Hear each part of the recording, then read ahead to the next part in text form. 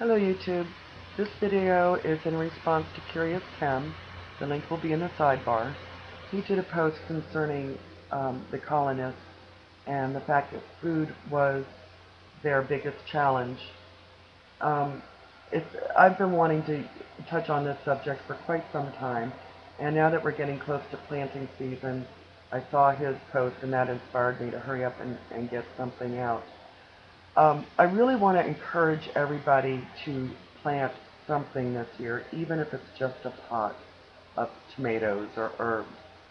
The reason being that growing food, especially enough to support you and your family for an entire year, is more of a challenge than you might think. Even the colonists who obviously grew food all the time for their support were not always successful. Sometimes the weather is against you. There's animals that eat your crops, birds, bugs. You'll plant beans and see a bean bug you never saw until you planted beans. I don't know where they come from, but they have a way. Mold, blight, people could steal your produce.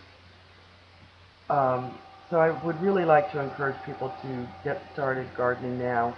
And I'm going to come out with some more videos later on that have some ideas about gardening and making it easier. Another thing I'd like to touch on is if food becomes more scarce and people start to hunt, you have to keep a couple of things in mind.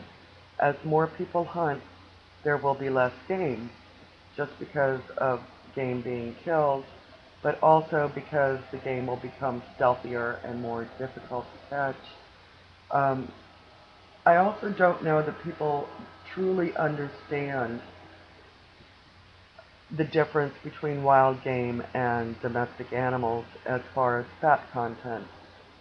Wild game is extremely lean, and depending on how much energy you're exerting to, say, grow your crops or hunt your food or whatever, your calorie requirements are going to be higher.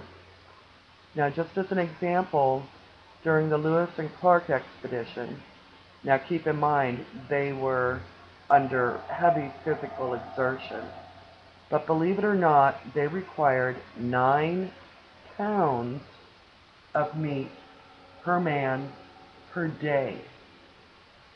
That's a huge amount of meat.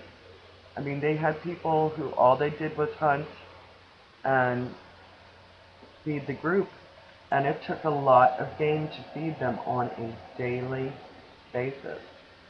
The same is true, I know, for wild rabbit and probably all wild game, or most wild game. The fat content is extremely low. One exception might be beaver. The tail of the beaver has a lot of fat. So if we do go into a situation where food becomes very scarce, please keep those things in mind. If we do get into that situation, save your fat, cook with it. I imagine your body will be craving it, so it probably won't seem distasteful at the time. The other thing I'd like to touch on is not only is it difficult to grow enough food to feed yourself for a year, but you also have to preserve it to hold you through the non-growing season. There's a lot of ways to preserve food: drying, canning, salting, and these are all things to keep in mind also. In your provisions, your stockpiles, you might want to have extra salt, non-iodized, for salting. Drying does not have to be done with a dehydrator. In colonial times, they would string pieces of pumpkin, let's say, and hang it near the fireplace, and the heat from the fireplace would dry it. You can also air dry it in the sun. They used to make racks like a dehydrator, but it was just screening to keep the bugs off, and they'd put that in a sunny place. They might even rotate their shelves to help things dry evenly.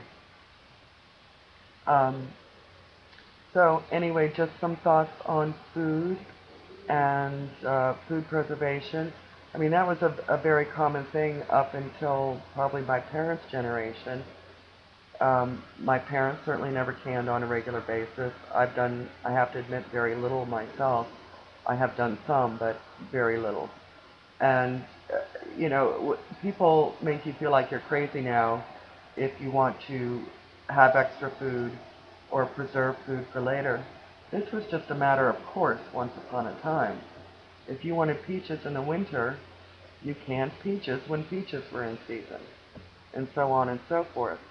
So we really need to get back to this and think in terms of not just preserving for the year, but also maybe having a little extra to carry us over.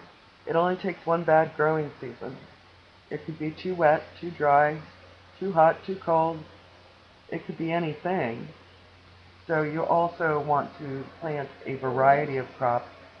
If you're planting tomatoes, do some that are drought resistant and some that aren't. Do some that are early producers and some that are late producers. I mean, there's all different varieties, so don't just plant one. Anyway, good luck, and I hope people who have not planted gardens before will give it a try and get started and, start learning some of the ins and outs. All right, take good care, folks. I'll see you.